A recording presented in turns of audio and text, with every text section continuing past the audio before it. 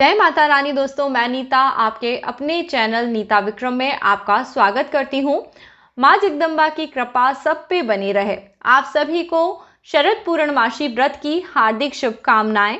इस दिन पे कोजागरी लक्ष्मी का व्रत करा जाएगा। इस बार शरद पूर्णमासी का व्रत शुक्रवार के दिन आया है। इसी दिन पे माँ वैभव लक्ष्मी का पूजन करने से आपके जीवन में सदैव धन धान्य बना रहता है। इस बार का शरद पूर्णमासी का जो शुभ संयोग है, यह धन को बढ़ाने वाला है, माँ लक्ष्मी की कृपा की प्राप्ति कराएगा। 30 तारीख को सर्वार्थ सिद्धि योग और शुभ योग होने के कारण इस दिन पे करी हुई पूजा का कई गुना फल आप सबको मिलेगा। इस दिन पे करे हुए विशेष उपाय, टोटकों इत्यादि से आपके जीवन में सुख सौभाग्य बढ़ेगा। इसलिए इस दिन को बिल्कुल भी खाली मत जाने दीजिए। इस दिन पे खीर ज़रूर बनाइए। खीर में एक ऐसी चीज़ है जो आपको ज़रूर डालनी है, जिससे माँ लक्ष्मी प्रसन्न हो जाएंगी। आपको मैं सभी उपाय बहुत ही विस्तार से इस वीडियो में बताने वाली हूँ, तो जल्दी से कमेंट सेक्शन में जय माँ लक्ष्मी, जय श्री हरि विष्णु, हर हर महादेव ज़रूर लिखिए, क्योंकि ये दिन बहुत ही खास है। सबसे पहले जान लेते हैं शरद पूर्णमासी आपको कब मनानी है। 30 अक्टूबर 2020 की तारीख अश्विन मास के शुक्ल पक्ष की पूर्णमासी तिथि को ही शरद पूर्णिमा कहा जाता है।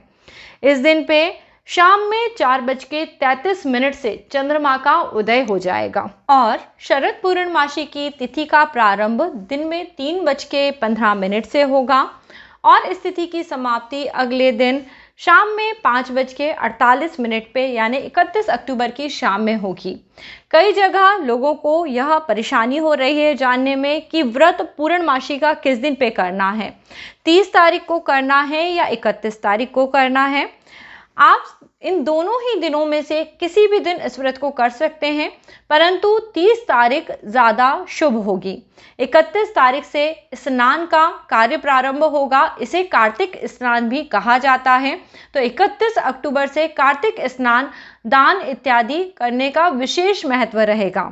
पूर्णमासी की तिथि अपने आप में पूर्णा तिथि होती है। इस दिन पे जो भी कार्य करे जाते हैं उनका अनंत गुना फल आपको प्राप्त होता है। पूर्णमासी की तिथि पे किए हुए विशेष उपायों से माँ लक्ष्मी प्रसन्न होती हैं, श्री हरि विष्णु प्रसन्न होते हैं। इस दिन पे आप जाप, स्नान, दान, पूजन यह सब कर सकते हैं। सुबह के समय जल्दी उठिए, श्री हरि विष्णु माँ लक्ष्मी के नाम का जयकारा लगाएं। ओम नमो नारायणाय, ओम नमो भगवते वासुदेवाय, इन दोनों में से किसी भी मंत्र का आप जाप करते रहिए। इस दिन पर आपको अपने घर में आटे के दिए जरूर बनाने चाहिए। आटे के दिए से पूजन करने से दरिद्रता का नाश होता है और देवी देवता उस पूजन को सहर्ष स्वीकार करते हैं। आटे के दिए में आप तिल के तेल अथवा रुई की बाती बनाकर पूजन कर सकते हैं। इस दिन पे शाम के समय पूर्णमासी का पूजन करने के लिए प्रदोष काल में भोलेनाथ शिव शंकर का पूजन भी करा जाता है। जो लोग इस दिन पे माँ लक्ष्मी को प्रसन्न करना चाहते हैं, उन्हें अपने घर में खीर जरूर बनानी चाहिए। शरद पूर्णमासी के दिन खीर बना के उसे चंद्रमा के प्रकाश में रखने से वह खीर अमृत के समान हो जाती है, कई तरह के रोगों का नाश करती है, सुख सौभाग्य में वृद्धि करती है। इस दिन जब आप खीर बनाएं, यदि संभव हो तो आप उसमें मिश्री ज़रूर डालिए। मिश्री का भोग लगाने से माँ लक्ष्मी बहुत प्रसन्न होती हैं, घर में सुख सौभाग्य बढ़ता है। जो डोरे वाली मिश्री मार्केट में मिलती है, आप वो ले आइए। यदि आप केसर अफोर्ड कर सकते हैं तो केसर भी ज़रूर डालिए। चावल की खीर बनाना चाहिए। चावल यदि संभव ना हो तो मखाने की खीर बनाना चाहिए। कई लोग साबूदाने की खीर भी बनाते हैं। माँ को मखाने बहुत पसंद हैं। माँ लक्ष्मी समुद्र में वास करती हैं, समुद्र से निकली हुई चीज़ों को ग्रहण करना पसंद करती हैं। साथ ही साथ माँ लक्ष्मी को चावल की बनी हुई खीर का भोग लगाने से भी घर में सुख सौभाग्य बढ़ता है और आपके जो भी कार्य हैं वो निर्विघ्न संपन्न होने लगते हैं। पूर्णमासी की तिथि में आपको आपके घर की छत पे या फिर घर की खिड़की में इस खीर को बना के एक छन्नी से ढक के रखना चाहिए, जिससे कि इसमें थोड़ा सा चंद्रमा का प्रकाश जाए। आजकल कई लोग छोटे घरों में रहते हैं, वहाँ छत नहीं होती हैं, छोटे छोटे फ्लैट्स होते हैं, तो उस स्थिति में आप खुद शाम के समय खीर लेके अपने साथ चले जाएं और आधा एक घंटा चांद के प्रकाश में आप बैठिए, चांद को देखिए। चांद को देखने से, त्राटक करने से आपके नेत्र दोष दूर होते हैं, आपको बहुत लाभ होता है।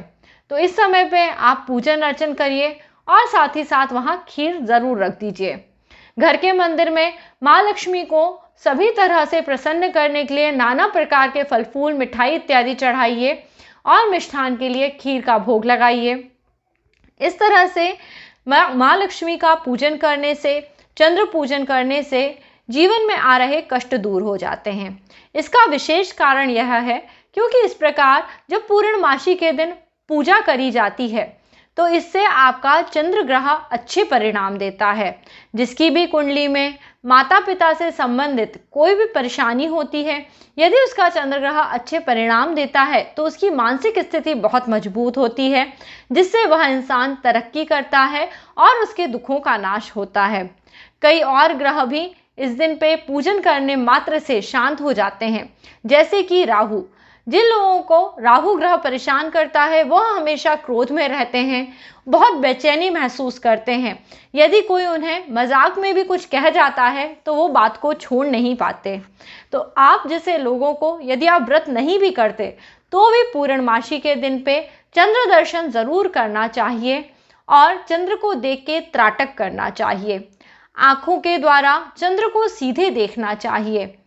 ऐसा सोचना चाहिए जैसे कि चंद्रमा हमारे सामने हैं और हम उसे देख के निहार रहे हैं, उसके गुण हमारे अंदर आ रहे हैं।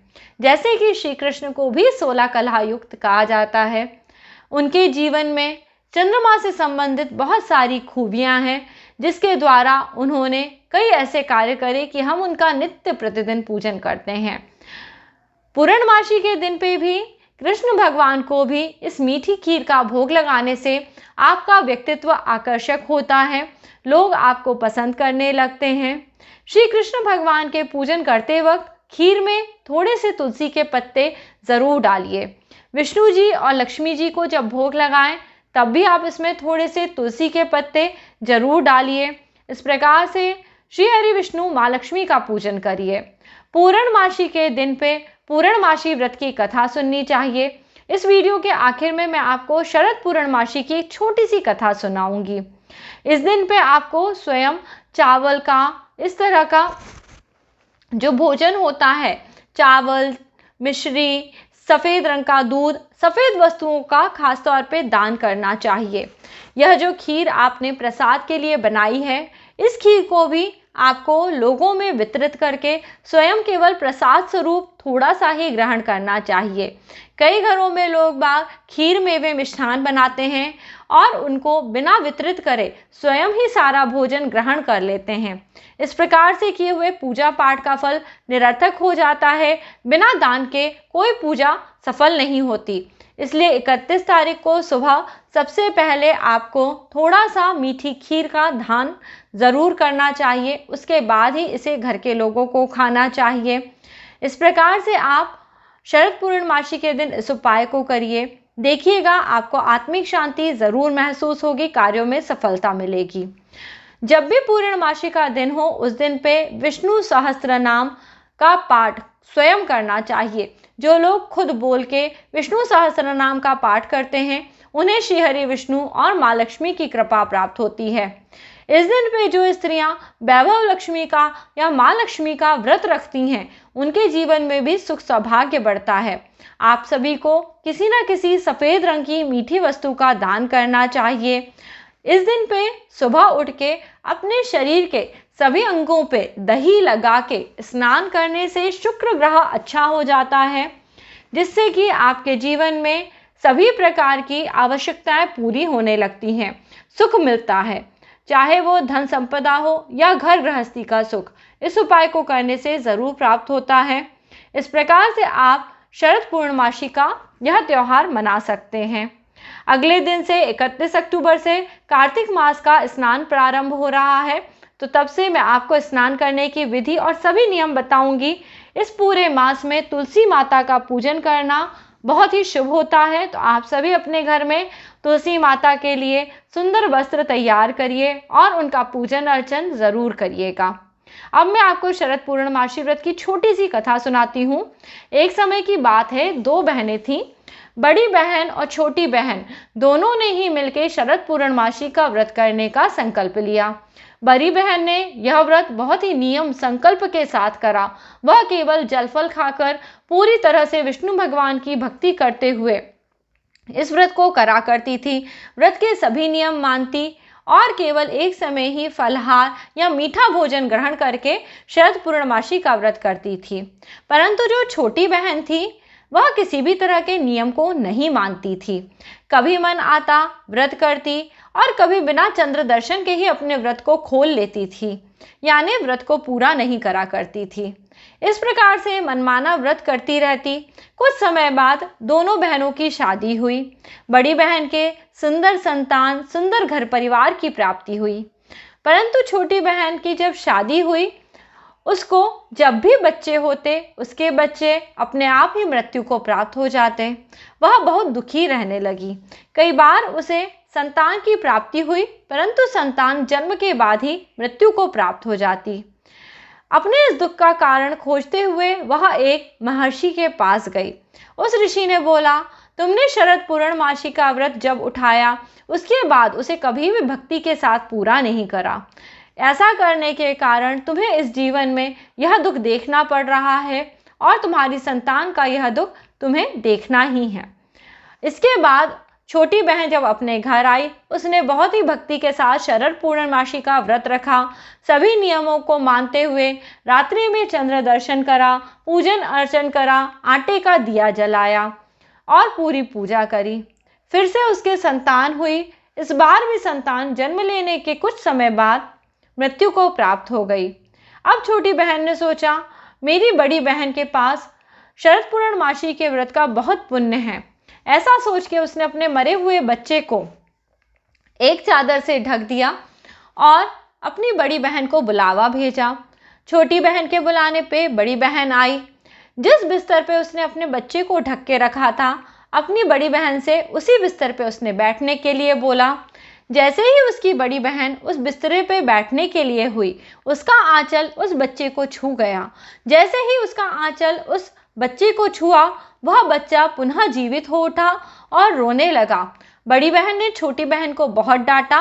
कहने लगी, यह किस प्रकार की माँ हो तुम, अपने बच्चे का बिल्कुल ख्याल नहीं रखती। अगर मैं उस पर बैठ जाती और उसे कोई चोट आ जाती तो? तब रोते रोते छोटी बहन ने बताया, हे बहन, मेरा बच्चा तो पहले ही मृत्यु को प्राप्त हो चुका था। वो तो तुम्हारे पूर्णमासी व्रत के शुभ फलों के कारण पुनर्जीवित हुआ है और इसी कारण रोने लगा है।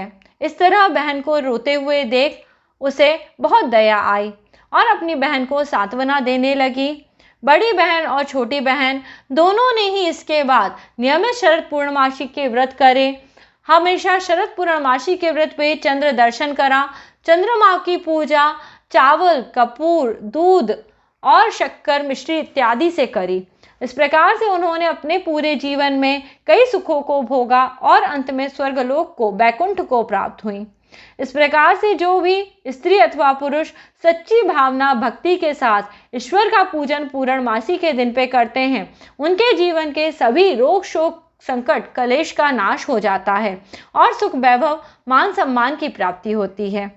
यदि आप लोगों को भी यह कथा अच्छी लगी है तो आप सभी शरद पूर्णमासी के व्रत को करिए। व्रत के दिन पे हो सके तो ज़्यादा से ज़्यादा मौन धारण करिए और भगवान से प्रार्थना करिए। भगवान आपके जीवन के सभी बड़े बड़े कष्टों को दूर करके सुख सौभाग्य का आशीर्वाद आपको देंगे। आज का वीडियो यदि पसंद आया है तो इसे लाइक कर लीजिए, परिवार मित्रों के साथ ज़रूर शेयर करिए और अभी तक यदि नीता विक्रम चैनल सब्सक्राइब नहीं करा है तो जल्दी से चैनल भी सब्सक्राइब करिए। अगला वीडियो लेके आपसे जल्दी ही मिलती हूँ। जय माता रानी। आप सब अपना ख्याल रखिए।